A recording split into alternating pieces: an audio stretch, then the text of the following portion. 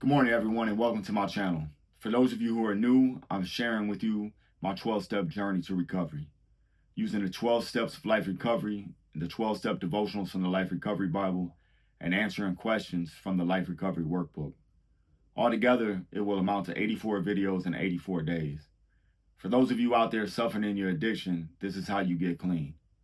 Work these steps and put in the work daily. These videos are just as much for me as they are for everyone else.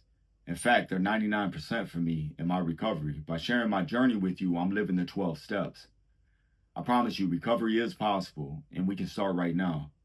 If this is your first time watching, go back and watch my videos on step 1. If you're feeling hopeless or helpless, like there's no way out, call 1-800-662-4357.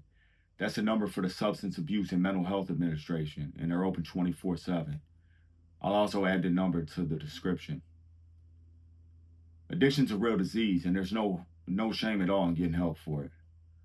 Today's Bible reading is Luke chapter 15, verses 11 through 14. Step 2. We came to believe that a power greater than ourselves could restore us to sanity. In the natural progression of addiction, life degenerates.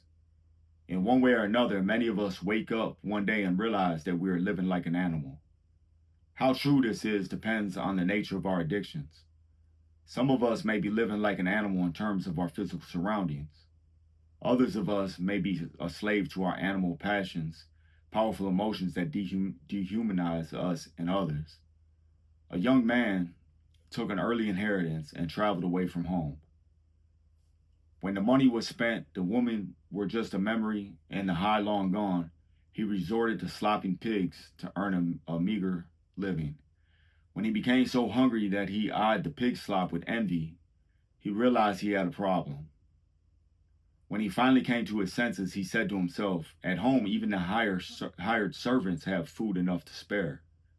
And here I am dying of hunger. I will go home to my father." So he returned home to his father, and while he was still a long way off, his father saw him coming. Filled with love and compassion, he ran to his son and embraced him and kissed him.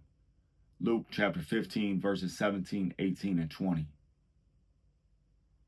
The fact that we are able to recognize our lives as degenerate or insane proves that there is hope for a better way of life. We are reminded of times when life was good, and we long to have that goodness restored. When we turn to God, who is powerful enough to help us build something better, we will discover that his power can restore us to sanity. Questions.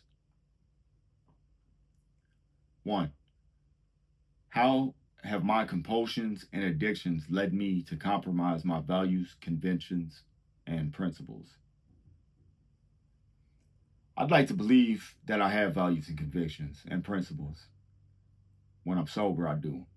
But that brings us back to the difference between abstinence and true sobriety.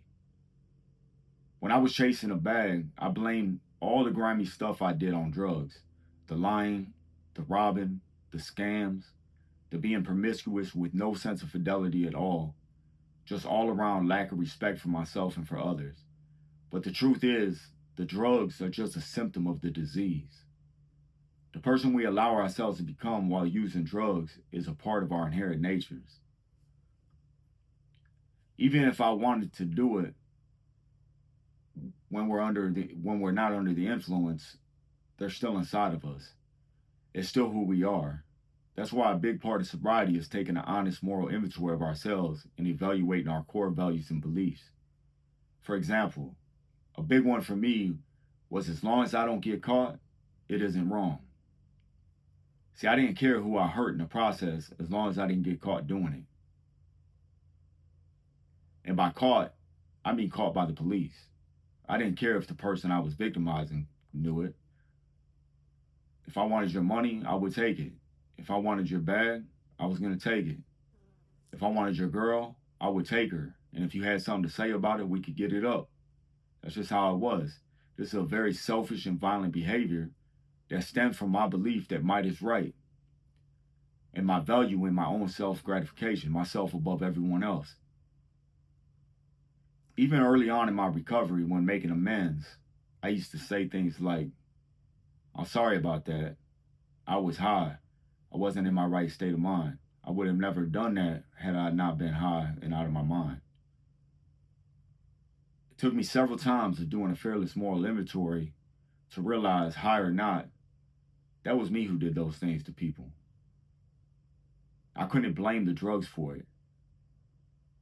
I had to look inside myself and realize that there was something wrong with the way I think. In order to heal, I had to fix that. It took me several times of doing a moral inventory to realize that those values and beliefs had to be changed. Once I realized that, I was able to change them. And since I've been living a better life. 2, how have my compulsions and addictions dehumanized me and brought me shame? I felt shame for all kinds of things I've done. Waking up in an overcrowded, cold holding cell once again at 46 years old, after having just got out of prison a few months before, I decided right then to truly get sober, and I have. Every day since, I've been putting in the work, going overtime. Sobriety is now just as much of a lifestyle to me as getting high ever was. More so even. However, the first 6 months or so of being sober and working these steps, I felt more shame than I ever had in my life. We'll get there in a couple of weeks, but in step 4, we make a searching and fearless moral inventory of ourselves. That one is painful because it's here where we really dive into ourselves and realize we have done some really messed up things, shameful things. But it's also here where we start to heal from those things that we've done, and our values and our beliefs begin to change to reflect a truly sober-minded person. 3, in light of how my addiction and dependencies have degraded me, am I now open to a deeper level of believing that the power and forgiveness of God will restore me to sanity? Absolutely. I'm living proof of that. My testimony is living proof of that. Those of you out there that know me, you understand it. For those that you don't, trust me, I'm living proof of that. I gave it all to God. And when I hit step 3, which we'll do next week, I couldn't get baptized fast enough because God had already filled me with his love and Holy Spirit. I felt his forgiveness. For the first time in my life, I wasn't worried about anything. I asked the Lord to carry my burdens, and he did. He still does. I asked him to take the temptations of my addictions away from me, and he has. Yeah, I put in the work daily, but he laid out this path in front of me. This is his will, not mine, and I pray only for his will. Thank you for joining me on my journey to recovery. As always, God bless you. Have a safe and sober day. Please like this video, subscribe, and share it with a friend or a stranger. Remember, just for today.